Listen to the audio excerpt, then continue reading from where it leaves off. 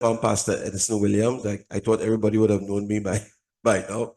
I'm the communication director of the South Caribbean Conference. If you don't know who I am, I'm delighted this morning to be a part of this communication seminar. As we move forward now, we go straight into our main presentation. And again, let me welcome everybody. Those of you who are church clerks, those of you who are communication directors in your own church, elders, pastors, all of you who are on this morning. I'm seeing 128 of you. You are on, and we are absolutely delighted that you choose to join in with us in this seminar. We want to be on time this morning, so we want to end at 12. And I assure you, we will end at 12 because we have another session that we have to be a part of in Kurep. I'm in Point Fortune this morning. It's very, the sun is shining in all its glory. I hope it's happening everywhere in the country, wheresoever you are. So maybe I just take a snippet about the folks who are on. Somebody would like to just chime in this morning and tell us where you're from in a quick timing. Just give us your name and tell us where you're coming in from. Just quickly, just open your mics up for a brief moment as our speaker comes on. Anybody? Tell us what part of the country you are. Thank you. The name of the ferry. Somebody said Tobago? Yes, I'm currently in Tobago. All right, good, welcome. St. St. Augustine, Digo Martin, good to have you. Rio Claro. Carmichael. Carmichael. Did somebody say New Village? Did someone say New Village? Melinda Olson, Port of Spain. Port of Spain, welcome. Gail Smith, Anthony, Caru, as well as Aranguez. Welcome, welcome. Good to have you with us. Marina Spalding, George Carinage. Good to have you. I see Sister Tabitha from Santa Cruz. Welcome, welcome. Palo Seco in the house. Aruka is in the house. Marilyn Marshall, Princestown. Princestown, the place of the nice, lovely poon. Welcome, welcome, welcome. Stanmore Avenue is in the house, Brother CPU. Nice to have you with us. Well, brethren, thank you so very much for opening up your mics and giving us a little snippet of what's going on around the country. The sun is hot. Pastor Royston, Philbert. I don't know what it's like in St. Croix, but over here, the sun is out. And we thank God because somebody needed this morning. Yes, someone needs the sun this morning. So we are delighted to have Pastor Royston Philbert with us. Pastor Royston Philbert is the communication director of the Caribbean Union Conference of Seventh-day Adventists. And somebody told me I have a personality like him. And he said, no, not me at all. Pastor Royston is very friendly, very down-to-earth, very approachable guy. He is not pompous. He's not, he's easy to talk to, easy to communicate with. He's just a generally nice person. I don't have a personality like him at all.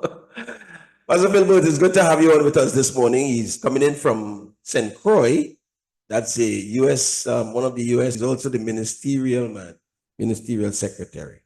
He has one wife. And how many children do you have, Pastor? Three lovely children, adult children. And Pastor, it's just a joy to have you with us this morning. And we thank you for coming in to share with us about the logo, branding. It's all about branding this morning. I want to hand over the time to you, Pastor.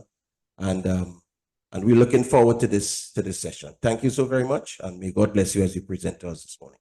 Thank you, Pastor Williams, and good morning, everybody. Thank you for joining us. So let me say good morning to everybody. Thank you so much for the opportunity to share. Let me express my commendation to Pastor Williams for convening this very important meeting. And the truth is, as leaders, we do have a whole lot of opportunities before us. And as members of the Seventh-day Adventist community, we always strive to be sure that we reflect the sameness across the territories, not just of the Union, because the Adventist Church is a world church. And so I want to commend him for being intentional about meeting the required need. In times like these, the Adventist Church has to be sure that we carve ourselves out as being the institution that is expected, we are expected to be. So I want to commend you. Thank all of you for joining. Pastor Edwards, I want to thank him very much for his focus. I think it's really, really insightful how we communicate, the message given. The message must be the intended, and the distortions that we face. Those distortions usually sometimes create dissonance as we seek to communicate and clarity. I thought he was very insightful and innovative. I want to thank you very much for what you're doing. So this morning we're talking about branding. I hope that you're not going to get lost in the middle of what we're doing, but I want to thank you for hanging in there. If you have a question, Pastor Williams, I want you to please navigate to make sure that, questions are answered and we try to get through as quickly as we can. So let us pray. Father, we thank you for the opportunity of sharing in this ministry. Bless us now as we go through, we ask. In Jesus' precious name. Amen. All right. So let me begin by stating that the Seventh-day Adventist Church was born, many of you know, out of the Millerite movement in the 1840s. And we enjoy a certain amount of name recognition. But do people really know what is behind our name? Or the question you may ask is, do they know who we are and what we stand for? A recent audit by the church revealed that we as a church could benefit from greater consistency in church identity, and not just in church identity, but they speak about greater consistency in church branding among our departments and among our entities, including, as I said, our churches. Congregationalism, that word, can split the church into individual unrelated subgroups. And when these subgroups show no association, if you please, with the church in their marketing material, there are two things that can occur. Number one, the opportunity to appear unified is lost. And secondly, it results in what I call visual disconnectedness. And that is perceived, or it perceives us as being unreliable. Throughout the presentation, when we deal with the whole issue of the Adventist Church as it relates to communication, there is a word that you would hear used, and that is brand or branding.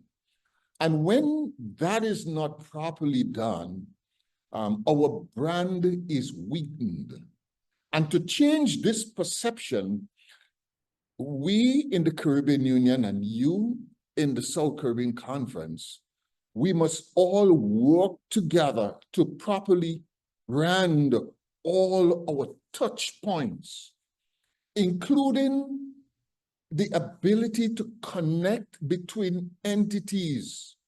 What that will do is that it will strengthen our overall brand.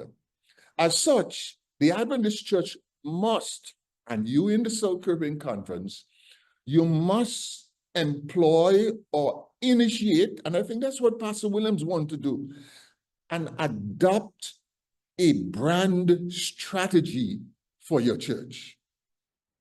what is branding? Branding, you might have heard before, is the art of becoming noble, the art of becoming likable, and the art of becoming trustable. When you create this brand strategy, the strategy must have behind it the creation of awareness. Communication directors, here is how you can help create awareness. Number one, you can create awareness by consistently using the unified branding of the church in your visual identity and in your messaging. Let me repeat, and if my mind can go back. In creating your brand strategy, you must have focus in your mind, awareness. I want local church communicators and pastors to get it. We are part of a global organization.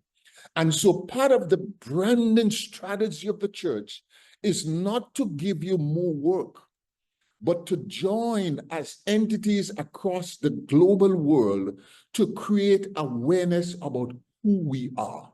And the first way we do that is to consistently use the unified branding in our visual identity and in our messaging.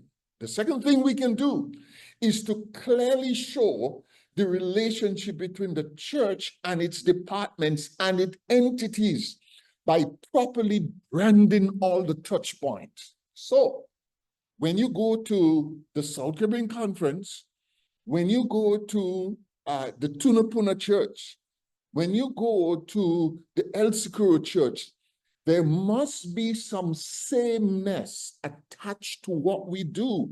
And what it is doing, it is showing relationships between the church and its entities.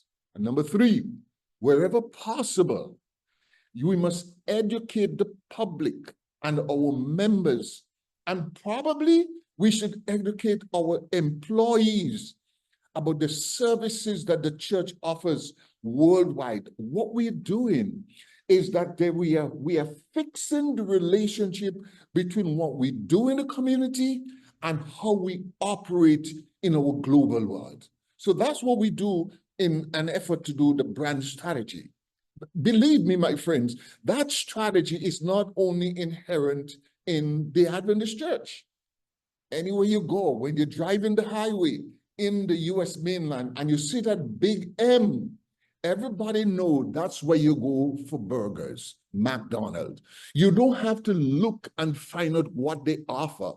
You know what they offer because around the world, they have already branded themselves. Starbucks, there's one at your airport. Almost every airport you go through across, you're going to see Starbucks. That's where you go for breakfast. That's where you know you can get free Wi-Fi. That's where you know you can meet people who are relational. So that's something that you don't have to look for. When you see the Apple sign, you know that's where you can get interconnectedness, reliability between devices. We can share. You don't have to go to find out because they have already branded themselves. Equally the same, you as a Seventh-day Adventist church is the McDonald's where you are as a Seventh Adventist church entity, because McDonald's has 33,000 restaurants around the world in 119 countries. Subway has 40,000 restaurants in 102 countries. But as a Seventh-day Adventist church, we have over 77,000 congregations in 209 countries. But somehow, people don't recognize us as clearly as they do on the other logos. Have we made ourselves extinct? And have you ever stopped to find out how the Adventist church can take the same here and become noble, likable, or trustable? Why have we not been able to do this thing that is called branding between ourselves. So when I was in Trinidad with Pastor Williams, I drove from the airport to the campsite in Balandra. I drove past Adventist churches. Now, I only know it was an Adventist church I passed when I asked Pastor Williams to identify the churches for me along the way. It did not say Tunapuna Seventh Adventist Church. When I drove by the church, I didn't necessarily know what was happening because there was no signage. And in some congregations, except for the fact that you see a three angel that was associated with a church years ago, you will get to say to yourself, that's a Seventh Adventist church. But there was nothing, or there was not anything that looked like any of the churches that allowed me to know that's a Seventh Adventist church. Another intriguing thing is that when I was in Trinidad, you know, I Googled Adventist churches. I was able to pull up the South Caribbean Conference, but in my opinion, there are lots of congregations around the South Caribbean Conference office, but Google wasn't able to identify for me several of your congregations. I was able to pull up Europe, I guess because it might have been there for a long time, but I know that there are several congregations in the vicinity of the South Caribbean Conference. So although the conference building may have our logo embedded on it, and I think for my last check-in, it's the building, the church is under repairs right now. The buildings are, the name Adventist does not appear very many places. There's no church logo that connects us. And maybe it's an old identity used back in the 1990s or in the the early 2000s, or maybe even worse. Maybe it's just something that it's kind of like a bad looking sign and you wouldn't even know it because some of the letters are missing on it. Is there anybody hearing me? Symbols, as I said, of the three angels that doesn't identify who we are anymore. In some places, the lettering has faded and the post is standing, but the one sign is no more. The question is, what are we doing as a church to make sure that our branding is helping us to become knowable, likable, and trustable?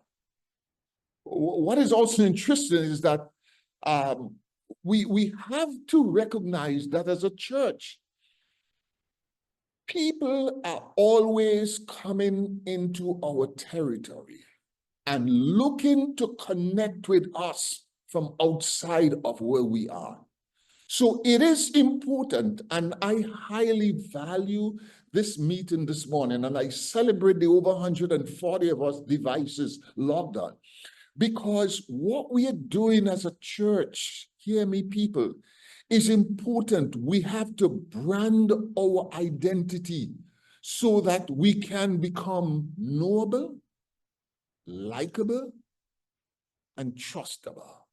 There are 5 pillars the organization wants you to know about effective branding. And it is not about the conference or the Caribbean Union. This is not about the Inter-American Division. This is about the Seventh-day Adventist Church. We are all part of a global village, and our ultimate goal, even if people are worshiping online, is to welcome them into the doors of the Adventist Church.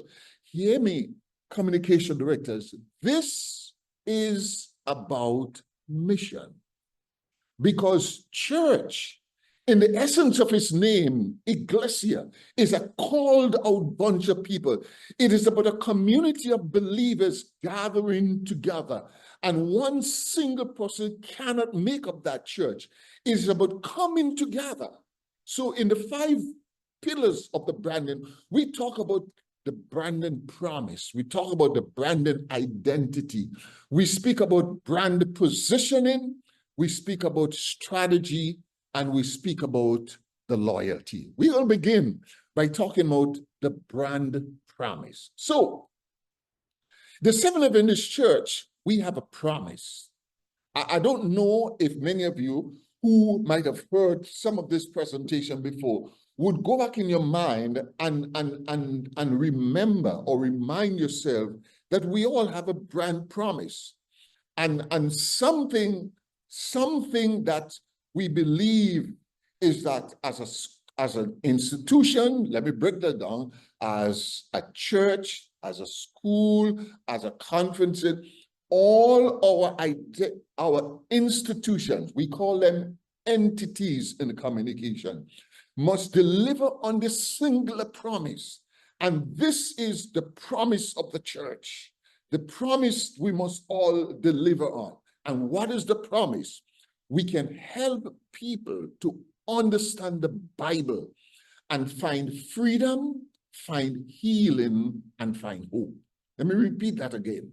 The promise embedded in the culture of the Adventist Church, hidden behind the branding that we do, is that we can help people understand the Bible, to find freedom, to find healing, and to find hope. And we can help them do that. And everything that we communicate needs to be filtered through this branding promise. The question, how does this brand deliver this brand promise? You see, as an educational institution, you got to ask yourself the question, how am I helping others understand the Bible so that they can find freedom, they can find healing, and find hope?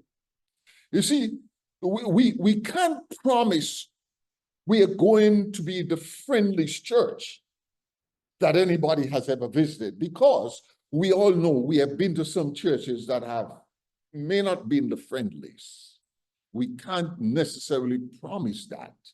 We can help solve all the problems, and we can't help them solve some of the issues. But what we can do is that we must know that we're very good at is helping people understand their Bibles. No, we don't say we are going to proof text to them. We said we are going to help them understand the Bible so that they can find freedom, healing, and hope. And that is the brand promise that every Seventh-day Adventist communicator, every local leader on the platform need to understand this morning. So, that when we deliver the brand, we are collectively coming together on a trip for mission to demonstrate before people that in this set of individuals, they are good at the Bible. So anywhere you see the brand delivered as a Seventh-day Adventist church, the essence behind it is that you, by looking at it, these are the people that can help me understand the Bible so that I can find freedom, I can find healing, and I can find hope. Because, my friends, a strong brand identity creates before us this sense of belonging. It creates this sense of community while transferring trust and loyalty between locations and entity. So what we want to talk about is not only the promise of the branding, but the identity of your branding. Because a strong brand identity creates a sense of belonging and community, while at the same time transferring trust and loyalty between locations and entities. I want to repeat that for you. A strong brand identity creates a sense of belonging and a community. And when you see this, you immediately know that's my family. I hope you get it. If you get it, go ahead in the chat button and type in, I got it, Pastor. I got it. Let me repeat. A strong brand identity creates a sense of belonging and a community. And when you see that, you immediately know that's my family. So when you're driving down your road and you see something like IBM, you know that's where you go to find solutions, technically. Or when you're going down the street, I want to come back again, and you see Apple, you know you must think differently. Or when you go and you see the sign Amazon, you know it's offering you even more and faster and smarter delivery. I mean, I wanted something a couple of days ago, and I went in, I signed up for Amazon Prime. And I was saying to my wife, I wonder if they're going to deliver on what they say. And trust me, I got the stuff in one day. That's the identity, the promise. And so I want to say to you, equally the same, we as Seventh-day Adventists can deliver on our identity. So when you drive down the road and you see an Adventist sign, wherever it may be, in front of it, they need to know that's where I can go and find a warm community. When I was in Trinidad, I used to visit the church in El Socorro. In my opinion, that's the best church in Trinidad. Is there anybody here from El Socorro Church? Is there anyone online from El Socorro Church? Maybe not, maybe not. Pastor, you've been to one church, only one church you've been to, only one church you've been to. No, that's the truth. I went to Five Rivers Church. I have a mother and a father in Five Rivers Church. So you got to know, you got to watch what you're saying. But when you drive down the road and you see that, the problem is that we often do not have this branding that makes members sense this community, this warm community among us, which is why the church created what I call identity standards. And we are going to kind of review the different ways in which these standards should be used. But every church should have in front of it the same symbol. Let me repeat that. Every church, so we get into the meat of it now. Every church should create in front of it the same symbol. We call it the logo. Every church should say it is a Seventh-day Adventist church. And that is why when we see that, we know that they have seen it. They say, I've seen that somewhere else. And that transference of trust and loyalty between entities and locations, that matters. Let me repeat that. Every church should say it is a Seventh-day Adventist church. And that way, when they see the symbol, you call it the logo of the church, they know that they have seen it somewhere else. When they see it now, they know that there is now this transference of trust and loyalty between locations and entities. So if I'm driving by an Adventist hospital and I see the Adventist symbol or logo, and I had to go there, I went to one somewhere in Florida hospital, and I had surgery. I'm not a member. I feel wonderful because I know if I trusted these people in Florida hospital with my care, I can trust these people here again. I know that this is an Adventist hospital. When I drive down the street and I see the symbol in front of the school, I think that if I trusted the children, that school with my children's education, and I am new to this community, I know that there is somewhere I can go and trust them with my children's education. And then if I'm driving on the street and I've trusted the people with my education, I've trusted them with my health, I see a symbol in front of an Adventist church, I can trust them with my own personal salvation. And what we have is this transference of loyalty and trust between locations and entity. And that is the reason we must have a strong brand. And I want directors to get it. So in the Inter-America division, there are certain, we've created some, what is called branding guidelines for the church, okay? The first thing the church went ahead and did, the Adventist church created a color palette. And in the color palette, the General Conference came up with some overarching principles. And we were allowed as a church, and every division to take these and make them their own, to find ways that best represents who we are. And across the Inter-America division, there are 2 colors, 3 for the most, that identifies us as a church. Warm, are you seeing that there? Which we use for our social media platforms, and the main colors that identifies us. So wherever you go across the Inter-America division, when you're painting your churches, when you are doing your publications, the 2 colors that identify whether we've come from the Inter-America division is the main color. Okay, and we want you to please know that. Where are we? Where am I? Somebody just invaded me there. Right. So let me shut out this WhatsApp. Right. Are you hearing me?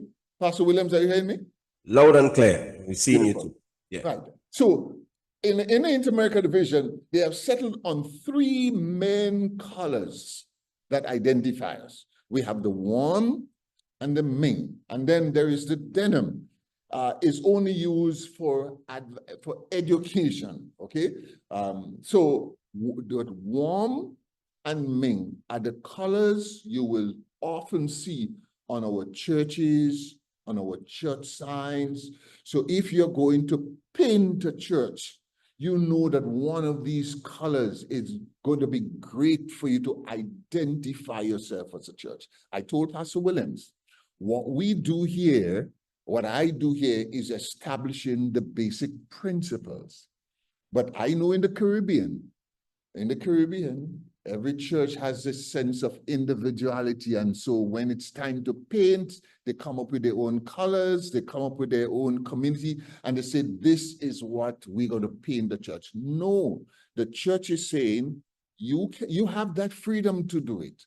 But if you want to create this strong sense of brand identity, your local organization can come up and take the decision that that is how we are going to represent the Adventist Church. I've been to the Dominican Republic, and every church that is being built now is built in 1 or 2 or 3 designs.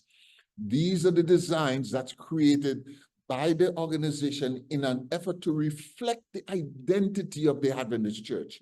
And I was so amazed at how they were branding the institution. So you have that. But within the church, the warm color is the color that is basically used for your social media platform. And the ming is what we use for communicating between us and ourselves. So here we are, the denim, and they even paint colors that may be able to make that visible to people. But I am using the ming for this presentation out of respect for the decision for the church. So when you're doing your presentations, the color that represents us is the ming color. So denim is what you will use for your educational institution.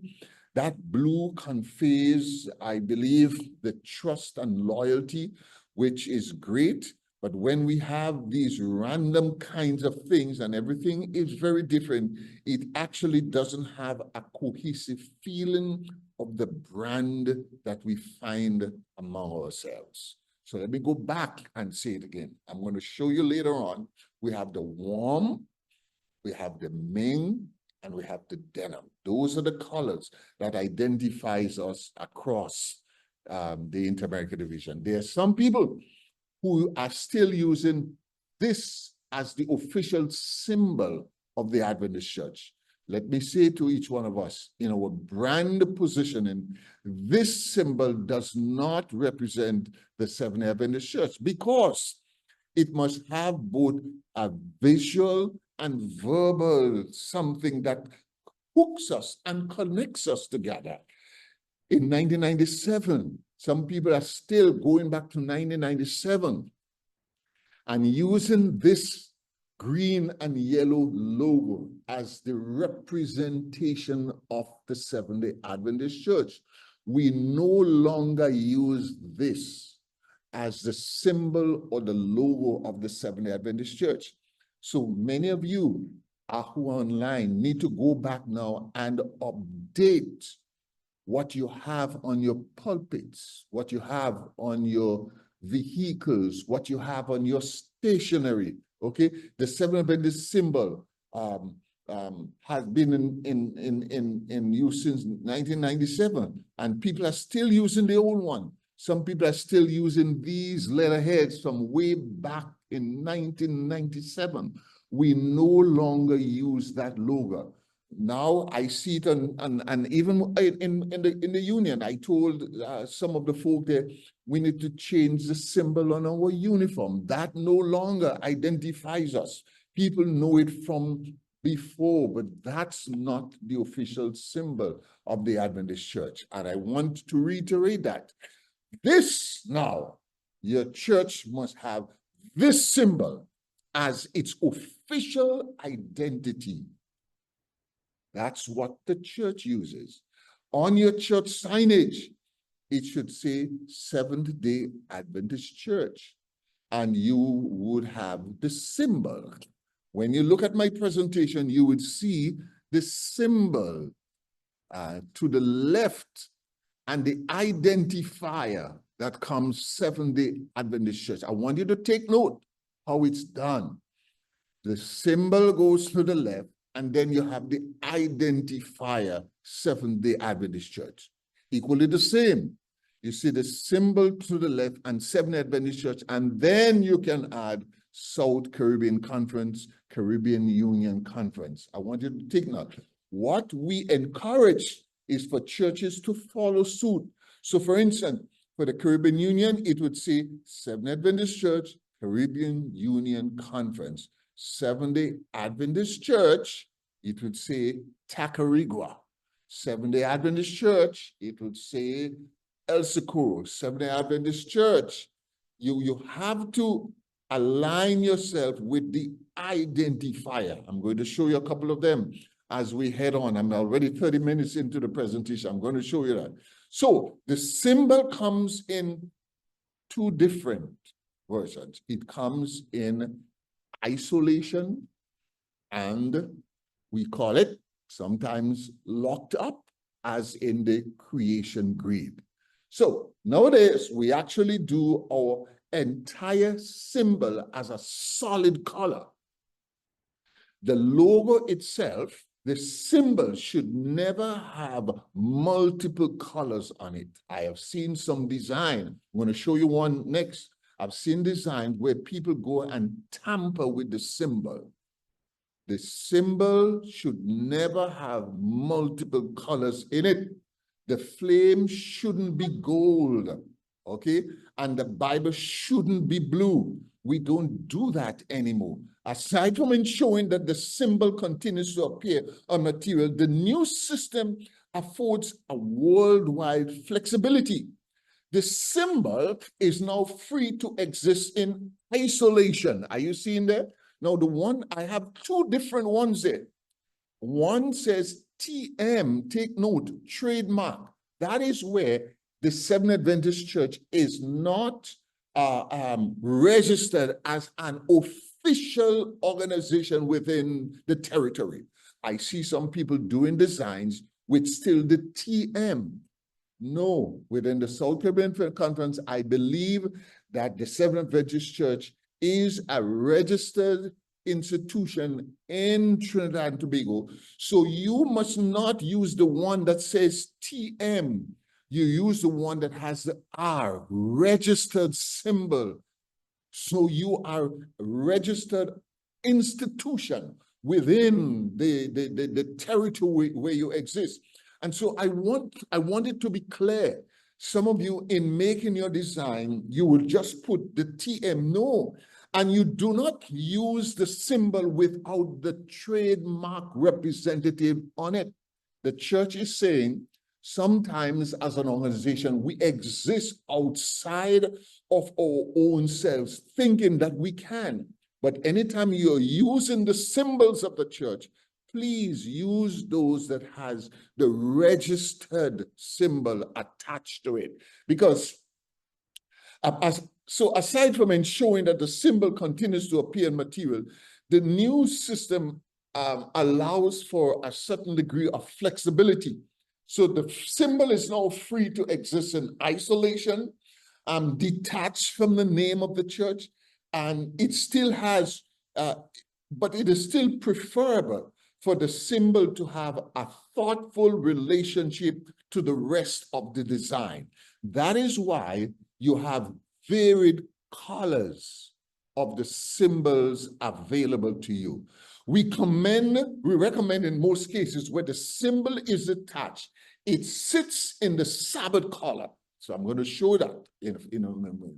So that's what the recommendation is. If the symbol sits for itself, what you do is that you divide what you have into 7 columns, and that 7th column, the only symbol that sits in the 7th column is the identity of the church. Now, when you see the symbol by itself, sometimes, for instance, you see it on your pulpit, maybe you don't want to have the whole name written by itself. So on your pulpit, you can have the symbol just in its isolated version on your pulpit. There are some people who choose to put the one in the creation grid on your pulpit. Now, I'm going to show you a little later on, whereas it is acceptable, it is not the preferred way. The preferred way is to have the symbol in isolation representing Adventism. The symbol may be a different color and in company word marks, but all elements of the symbol should appear in the same color. And beyond deciding which version of the symbol to use and which color to use it in, it is requested that you make no creative modification to the symbol. I saw this online, and the tampering with the symbols. So go up to the top and you're going to see what I'm talking about there. I saw this where the symbol of the church was tampered with and modified in an effort to bring out a new symbol that represents what they're doing. We are not allowed to do that right now. It is requested that you do not modify or integrate the logo or the symbol or any part of it, either in isolation or as part of any other entity logo, unless given express permission by the General Conference of Seventh-day Adventists. Now, the symbol locked up. Look at my screen. You have the symbol locked up there, and this is the preferred way you use the symbol. So there are lots of people who want to know how to do it. When it stands by itself in the 7th column, this symbol stands by itself. But when you are using it standing by itself, it comes with its identifier. The identifier does not come with the symbol that in its circular version, just to help some people.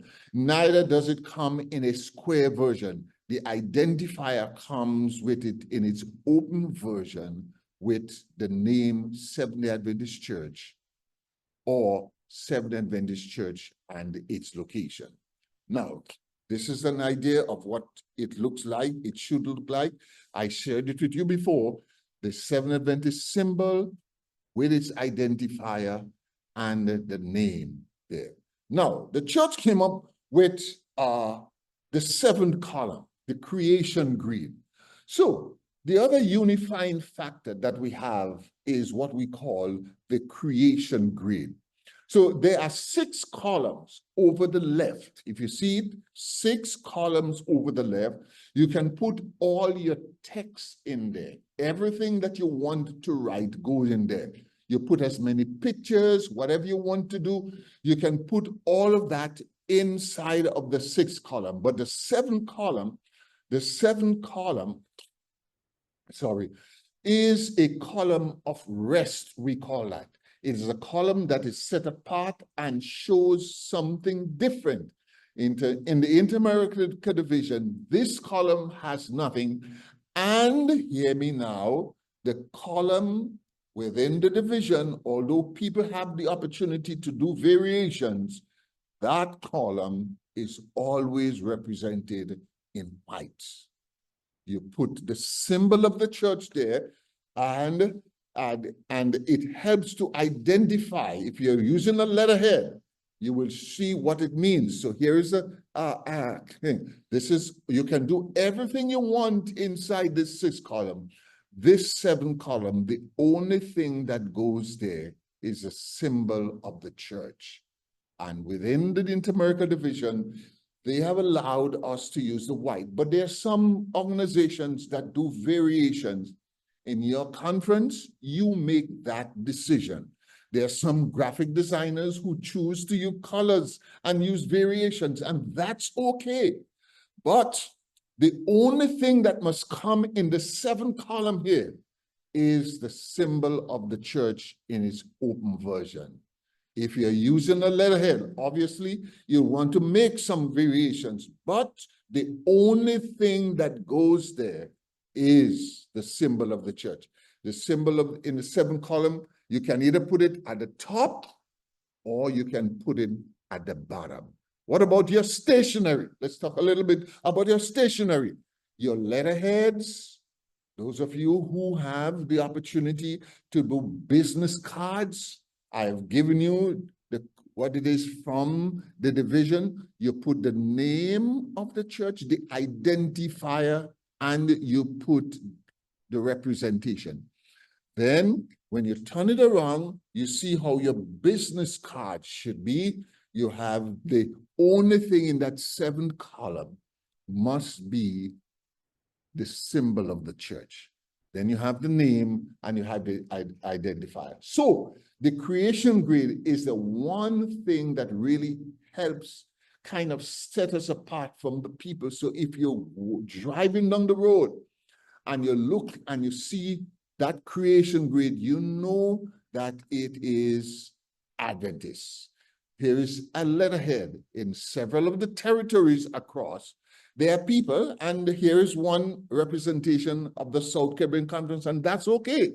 A beautiful representation of what your letterhead should be. And I told Pastor Williams, churches do not have the right to go ahead and produce their own letterheads, except as an organization, you take the decision to brand yourself. This is how our letterhead should look. I saw one that came from a church that says Tunapuna. That's not the representation of the church. The representation should come with the bleed on, why am I not going back? Should come with the bleed on one side. And for those of you who are online, let me say to you, some people have gone ahead and produced the letterhead. What the church did actually is that if you have the bleed on the right, it is only for printed version. But the church also has what is called a version for your social media. Here is a representation. So if you're sharing information via your social platform, you don't necessarily need to share the one with the bleed on the right. There is a social media version that you can use for sending emails and for communicating between entities. But we're not stopping you from doing that. But here is a representation of what it looks like. Here, my friend. In the variations that you use, The variations may be there, but what we want you to understand, whatever the determining you want to have as the identity must be determined by your organization. Because you find that there are pastors who go ahead, and I'm not trying to be facetious, and say, okay, you go ahead and make a letterhead. No, you don't have that right. Whatever you do must be affiliated with the branding strategy of your organization. So, for example, in the East Caribbean Conference, before you go ahead and you identify your shirt as this is a letterhead that I have, there is a committee in the East Caribbean Conference that must give you the leeway to do it. Why are they doing it? Because the church wants to be sure that they subscribe to the branding identity that they're trying to promote. So let's move on a little. Equally in the creation grid, I just want to, the symbols in the Sabbath calendar must not be the one in the circular version. It must be the one in the open version. We want you to please take note. Please take note of that, because we don't want people to do it outside of that. In the creation grid, what happens, the symbol of the church in isolation, that's what it is. Sometimes people go ahead and do it, and as I said to you, it may be acceptable, but this is the preferred version in isolation. So let's talk about your social networks. Those of you who have your social networks now, social media, I'm going to run along. I think I'm running too fast. Within the Inter-America division, what identifies us within is the main color. So those of you who have all kinds of stuff on the social media, we want to encourage you to go ahead and update your profile, because we use that for our social media. On your Facebook, on your Twitter, we do that. Let's move along. On the font, anytime you're identifying the Seventh-day Adventist Church with its identifier, the church has come up with one font that unites us, the font Advent Sans. And there are lots of people who don't really know that. So I will show you in a little while. You can go ahead and download and pick up the guidelines, and it will share with you. The font associated with the symbol of the church should be Advent Sans. And we want graphic designers, we want church communication directors to understand that the guidelines are there, so that wherever we go, there is the sameness attached to the identities of the church across the global vision. So those of you who have the opportunity right now, you can go ahead and scan the IAD guidelines, as well as you can go ahead and scan the GC guidelines that is able to help you identify who we are. Let's move on. Brand positioning. See, creativity in brand positioning isn't just about standing out.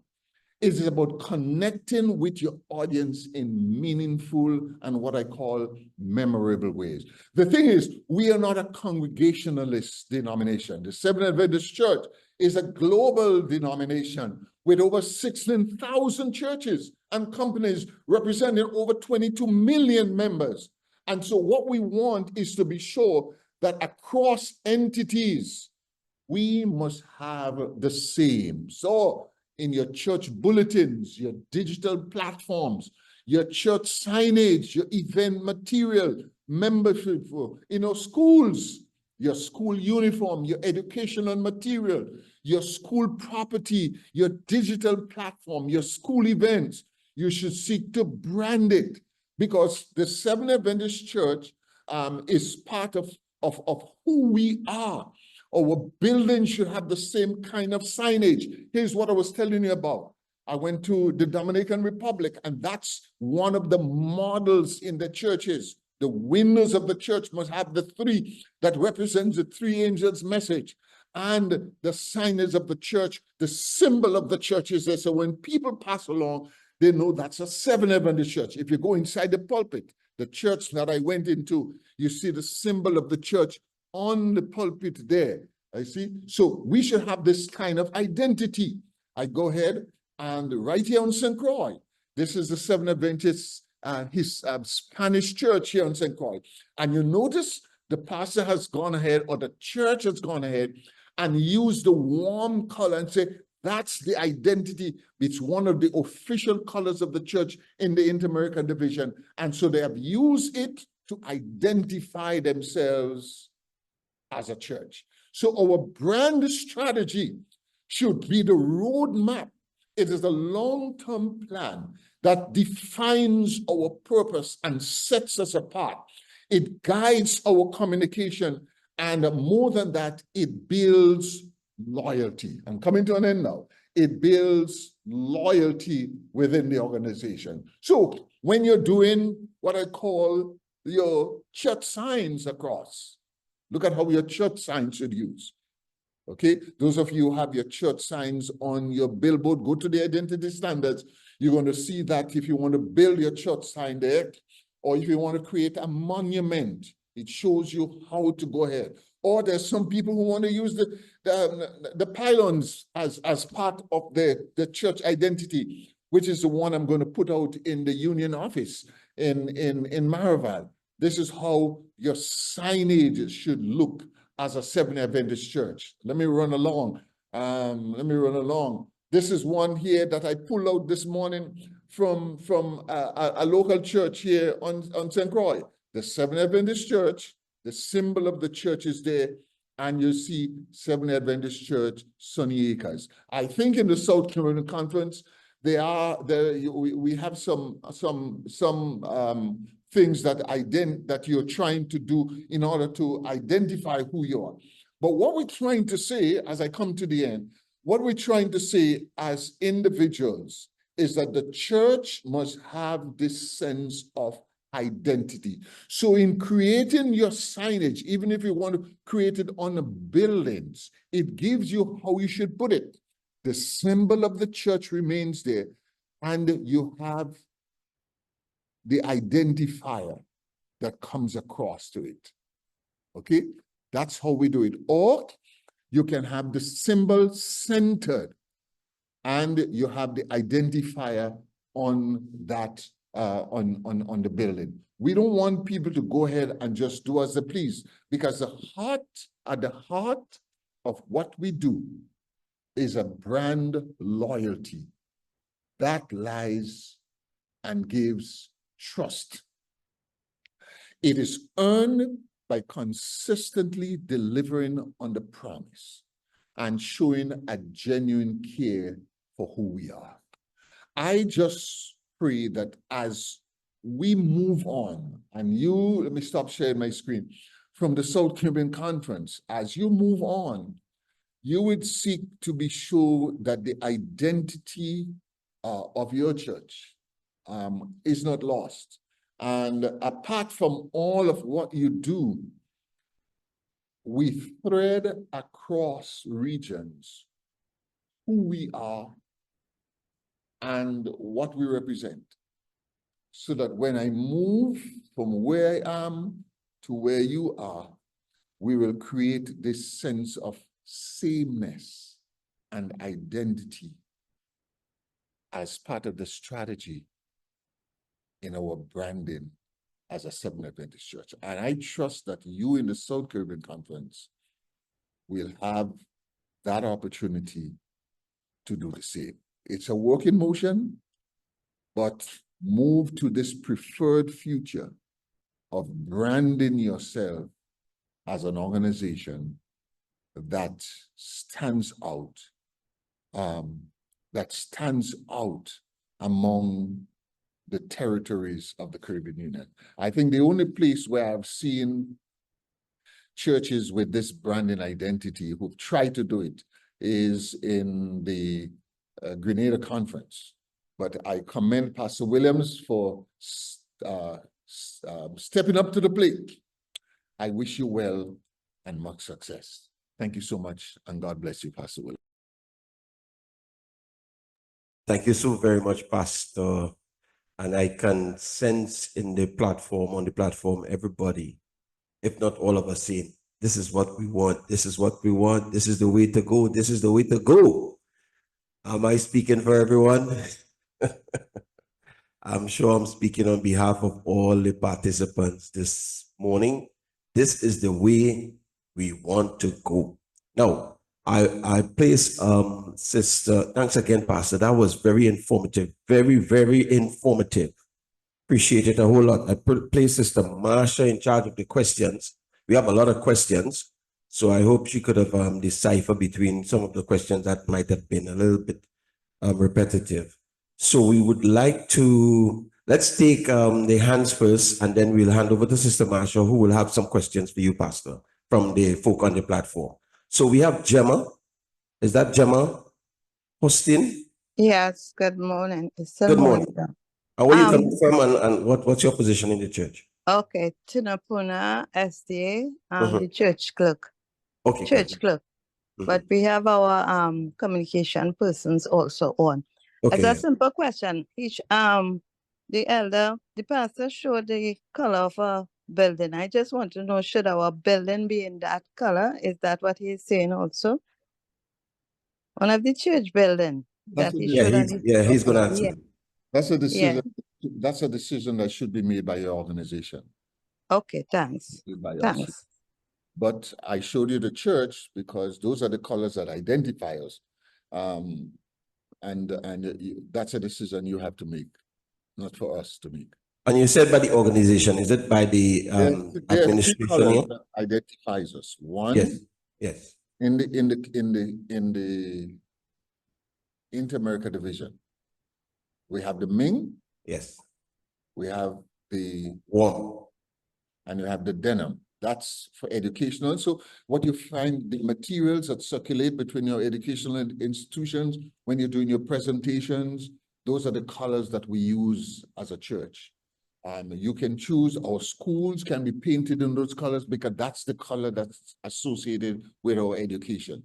Within our churches, in our social media, the symbol that associates our social media platform is the warm version of the symbol. So all of your social media platform. And so what you should do is that all of your churches, you don't need a decision for that. Go ahead and update the social media so that it represents the color of the church. If you go to the union page, you will see the same thing that has already been updated. But if you want to paint your churches, you have colors. You want to do your presentations for your directors, those are the color, the main color is what we use. This pastor chose to use this color. Interestingly, I go to that church a lot of times.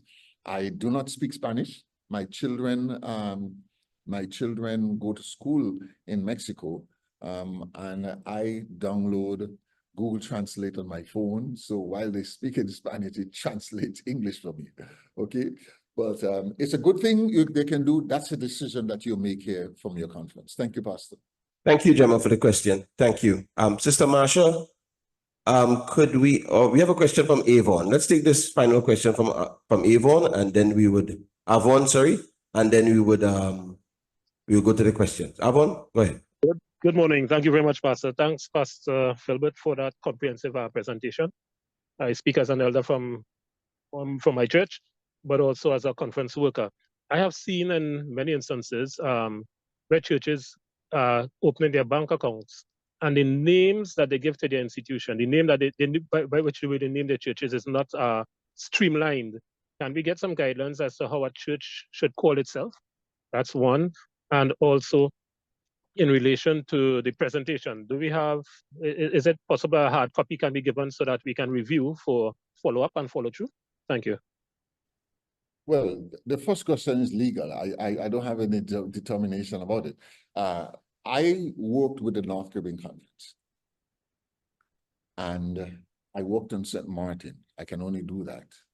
While I worked there, Pastor Williams, the Seventh Adventist Church operated on a foundation. So the foundation of Seventh-day Adventist churches, St. Martin. And so everything that is being done must be done under the foundation. So it goes foundation of Seventh Adventist Church, Colby, foundation of Seventh Adventist Church, Philbert. I don't know how it's done in other territories, so that's legal. I can't make that decision, but you have to do that. But let me talk a little bit about the church signs, Pastor Williams. Churches do not have the right in this branding that you're trying to do to go ahead and produce their own signs.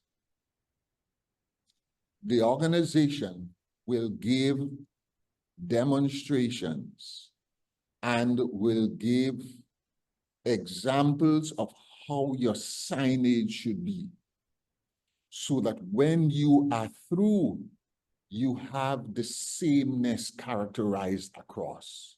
What you find is that in some places, I had to adjudicate about 2 months ago on a church that came up with a sign that costs almost $15,000, but they used the wrong symbol. And the positioning of the branding was wrong. And so when I told them you have to change it, there was a whole confusion that arose. What we want is that we don't want people to go ahead and say, okay, we commission a sign. And moving forward, I want to say to the communication directors, moving forward, you should have your own committee that sets your standard voted by your executive committee of how your church sign should be, so that there is the branding identity that stretches across your territory. Does that make sense to you? Yeah, definitely. Thank you. Definitely. Let's go. Yeah. Equally with your letterheads. Yeah. I said it too.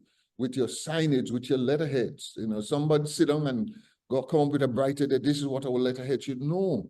You have to, there's some, you see, when I spoke about the bleed, the one with the bleed is actually for printing. If I want to send you a letter, a physical letter, I can go ahead and do that and send it to you with the bleed, because it really takes a lot to print it with the bleed on it, okay? But there is a one for social media, the line that threads through, I'm sorry, not for social, for send, communicating between. Now, I can send that to you, Pastor William. Yeah. Okay, and that's how we do it. Well, let me just ask this. Could we send a suggested letterhead to the churches and say, well, look, this is what we'd like you to follow? Could we do something like that? We can do that, yeah? Okay. All right, let's get some questions in from the chat. Sister Marsha, you ready? The first question was practically answered, and the question was, can we get soft copies of the new graphics and letterhead, or is it that they can go ahead and find them online for themselves? So they want to know if they can get copies of the letterhead, or the church, they are asking if the church can go ahead and find them online. Okay, all the branding assets are online. You just go ahead and once you go ahead and you scan the code, all the branding assets and all the colors, the fonts, everything is there. Okay, they're all downloadable. You don't have to go and look for them. They're all there. Okay, all the branding assets, they are online in all the various colors, in its open and its closed version. Everything is available to you. The second thing I want to say is about your letterhead. That's determined by Pastor Williams. You can go ahead and read it online. I think the local communication department can go ahead and decide that this is what we are going to do in an effort to help it across the territory. Normally what I do, I will send the example to the communication director, and he determines how he is going to do it. For me at the union, I have a new, I am going to have a pathway to change the culture and to change everything of the branding, including the symbol outside the church. Let me be very transparent. The symbol outside the union is old and archaic. It's no good. But as I said to you in the presentation, we are now moving to insert a new pylon in front that illuminates, and it is going to identify the church for what it is and for right? Yes, good. And also, just want to let the communication people know in the various churches, church clerks, we will be sending the templates and so on. We will be sending it to you, right? We will work on it. As a matter of fact, we are working on it as we speak. As a matter of fact, we have some stuff already prepared, but with this seminar, we have to make a little tweaking. We have to do a little tweaking, Pastor. Yeah, Just a somebody, slight tweaking. if you look in the chat button, lab until 7 Adventist, that's wrong. Yes. The identifier is Seventh-day Adventist Church. It comes to the top. So whoever. Right. So we will send the guidelines to you. We will send it to you, right? And the templates and all that is needed to have it as we would have want it to be done, right? And they are asking, can the name of the church logo go above the identifier? No, I just said so. The identifier goes first. Seventh-day Adventist Church. That's who we are. That's the branding strategy we're using. Seventh-day Adventist Church. So you don't put the name of the church first, you know. And that's why we said it is always best for your conference to set the standard by which you operate. So the pastor sends out the standard, and Giselle, I want to thank them. Oh, lots of it in the chat button. You go ahead and the church sets the standard. This is what we're going to use. And I want to appeal to graphic designers. I want to appeal to church leaders. I'm very peeved at the fact that lots of institutions they just go ahead and do their stuff without filtering through anybody. And some of these graphic designers, they are not members of the church. They aren't aware of what the standards are. And so they do as they please, and we send it out as being acceptable. No, we don't want to distort who we are. We want to be sure that we brand our identity as a church. And so I want to appeal to each one. The principles are already outlined. There are individuals who can share and clarify. So if you want to ask a question, you send a question. But we want to make sure that going forward, Sister Marsha, going forward, you have to develop a shop, a store inside the inside the South Caribbean Conference, you know, produce the stuff, you know. It hurts me when I go to churches and your pulpits have the 1997 symbol on it. No, we passed that stage, you know. We have to transition as an organization and accept who we are and brand ourselves in the same way. Just as how I want to have a shirt like Pastor Williams. That's what it is, you know. That's what it is. Yes, Pastor Williams. Yes, because I was in an argument with someone. They saw the 1997 sign on the, I think it was on the General Conference building, if I'm not mistaken. It was somewhere on some building somewhere. And I told him that was the wrong symbol because that particular department needs to come up to scratch with what is the symbol that is accepted today. And they were in great arguments with me, but I left it right there because I'm a newbie. You see, I'm new. Well, let me see. Maybe I'm talking too much, and I No. See my friend tell no. It's like, and next time we have to talk about licensing and streaming. I think Josh is really good at that. The church moved from the church hymnal to the Seventh-day Adventist hymnal. And there are lots of people who don't want to move from the church hymnal to the Seventh-day Adventist, but there are reasons. There are lots of legal reasons for it. And primary among them is that the church lost license opportunity for usage of lots of the hymns that were in the church hymnal. And then secondly, the name in some territories across the globe, it was important for the church to identify itself as Seventh-day Adventist so that the hymnal can be used in the territory. And then there are some hymns that you had to update the theology, and there are some people who withdrew the license requirements from us to use it in our hymnals. So people need to understand that while we have sentimental attachment, which I have to some of them too, I have to understand that the church has a legal responsibility to be compliant with organizational principles moving forward. Thank you. Very good, very good, very good. Let's move on quickly, Sister Marsh. Okay, this should be the last. I don't know if this question was answered, but someone wants to know about the green color that was used for signs? The green color. Green color that was used for signs. I'm not sure about that. Well, there are lots of signs. I think I had it in the presentation. I'll send it to you, Pastor William. There are lots of signs that you use, directional signs. Okay, if you go in the identity standards, it shows you if your church is inside. For example, if I'm going to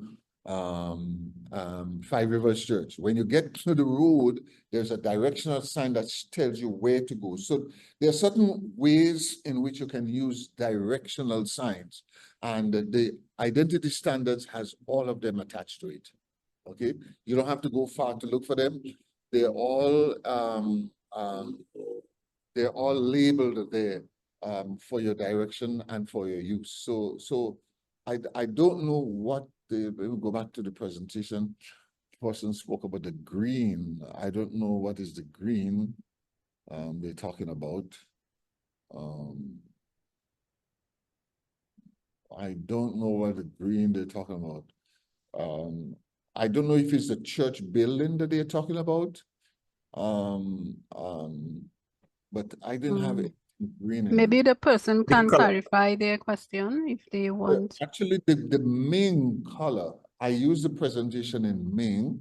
When I went to, and let me be when I went to the GC office for when they were branding the church and coming up with the new identity standards, this is the presentation that was done. I have improved on it. Every time I have to do the presentation, I've improved, I've added to it.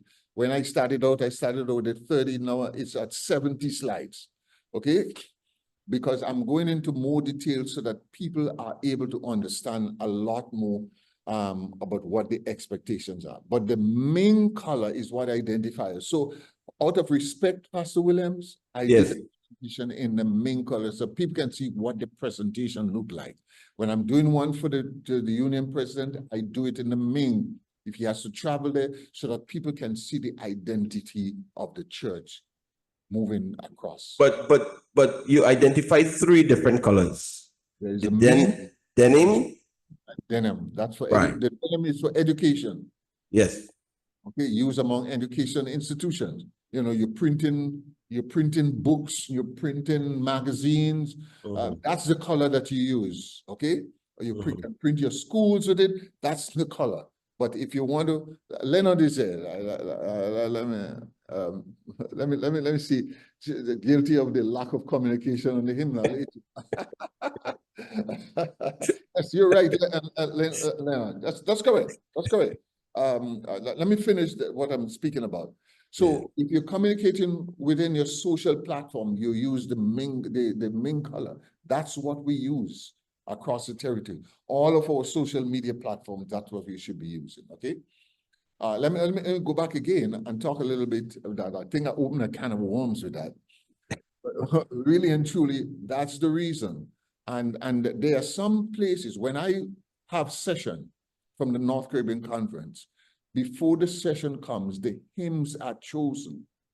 And hymns that are not covered in the license, if I have to broadcast, I have to write and request permission to use them because I am operating as an official entity of the organization and I don't want to put the church into disrepute. And we have that going along. I mean, I go to see presentation of directors, presidents. The PowerPoint says it needs updating. You know, that's wrong. The church does not do that. The church must be authentic in the way it operates. Someone says, should school letterheads be the same layout? Yes. Yes. You're an institution.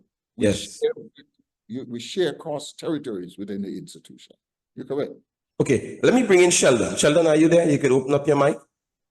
Yes, I'm here. Yes, I'm here. Right. You would like to add anything to what has taken place this morning? Sheldon is the assistant director, and I tell you, he's a great guy doing great work in the communication department, and we appreciate him and his ministry quite a lot. And some of the, we have a lot of challenges in the department, and especially with logo, with flyers coming in for us to distribute and so on. You want to highlight some things along those lines, Sheldon? Okay, yes, I just want to mention that in our video presentations, the use of the logo is also important, even on our YouTube channels to identify us. That is another area that we must utilize the logo and the correct logo too, which is the isolated logo. Pastor, you could probably give some more information on it. I just have one question for Pastor. I noticed there's the quarterly does not have a creation column, but they have the symbol, which is the identifier. No, the symbol only without the creation column.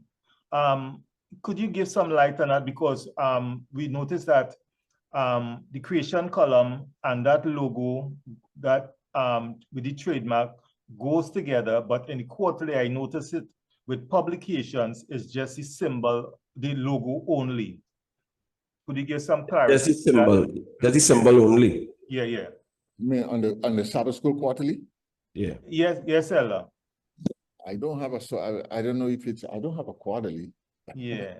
I mean, I use the electronic version. I know of which one you speak, you know, but I'll have to see it. If I get a picture of it, I'll have to see what it looks like, you know. Yeah, I can show you. But is it in the 7th column though? Yeah, it's in the 7th column.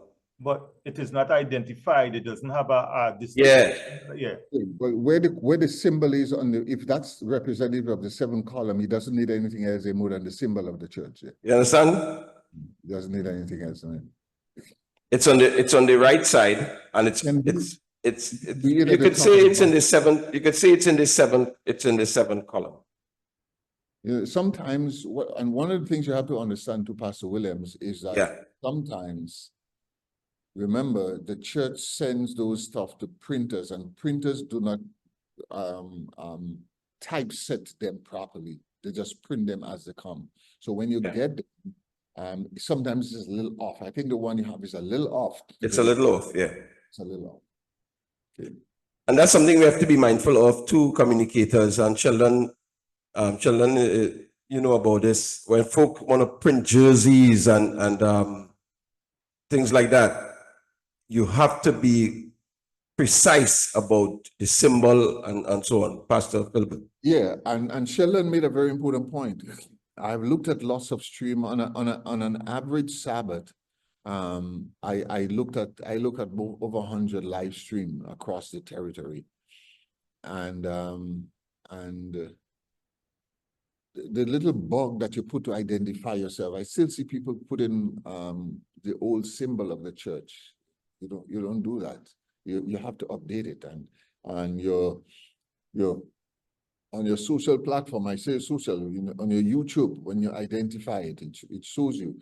You have to change those symbols, and all of those are in the identity standards of the church. As I indicated, the intent of the church is to be sure that the church, there is this transference of trust and loyalty among the organization that identifies us to make us who we are. And so you're correct, Sheldon. A great professional. We work together. You still have to finish my report for me. But we are grateful for all of what you guys are doing in the South Caribbean Conference. And because of you and because of what we do today, we are one step closer to achieving our strategic initiative. Thank you so very much. Thank you, thank you, thank you. We will be sending the information to you. Okay, thank you so very much, Sister Marsha, Pastor Philbert, Brother Sheldon. Pastor Philbert, we want to thank you officially. You are the man for the hour in sorting out this symbol and sign and logo. We want to thank you for your service over the many years you have been working with the church and trying to bring the Church in the Caribbean Union to compliance with the organization general conference. And we appreciate your informative presentation this morning. I am sure that most of the participants on the platform, they are a little more equipped now in doing their signs and doing their symbols, and they would see the importance of communicating with us at the South Caribbean Conference, at the office, before they make their church signs. And when they do their this is something, Pastor Philbert, that we always wanted, because we want, when you send in your flyers and things to be distributed so that the whole conference could see what's happening in your church. But that flyer must be fulfilling, the requirements of what we talk about here this morning. So we might send it back to you and tell you to fix it here, fix it there, sort it out, and so that we can have a unified thing across the board. Really, really appreciative of this session today. It has been a tremendous, yes? Thank you, Pastor Williams. And let me say this too, the church is moving now. When I see flyers, I see, I know because they have the AY, they have youth department, There is external and internal communication. Internal communication is what we do among ourselves, Yes. I know what the EY symbol is, so I know EY. But you have to ask yourself the question, what does that mean to someone outside? We are competing in a market with so many different symbols. What makes us stand out is not the AY symbol, Adventist. So the church is now moving away. That's the new transition that we are doing now. Moving away from using AY and Pathfinder, this is Adventist. Similarly, I see people when they put on the social platform, and I'm using hypothetical, the Tunapuna SDA. Now, we hope that SDA means Seventh-day Adventist to us. But if you want to market your church, you have to identify Seventh-day Adventist Church. Even when you put in the DAY, it's not capital DAY. Yes. It's hyphenated common lowercase d. Okay. So all of these simple things, we want people to know, don't just put it there, put the symbol of the church. We are not hiding who we are. And if McDonald's has this big M all across the globe that identifies them, we as an organization should be happy to identify with the institution. Thank you. Let's have a closing prayer. Brother Sheldon, you mind giving us the closing prayer? Thank you very much. Go ahead, everybody. Okay, we thank the Father for this wonderful meeting we had today.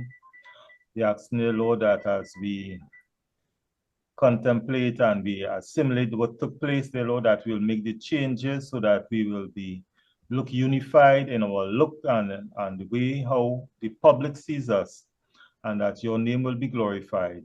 Take care of us during the rest of this day, and may we have a wonderful lunch and an enjoyable Sunday for Christ's sake. Amen. Amen. Amen. Thank you again. Blessings. Have a good afternoon, everybody. Pastor Williams, see you. You too, Pastor. All the best.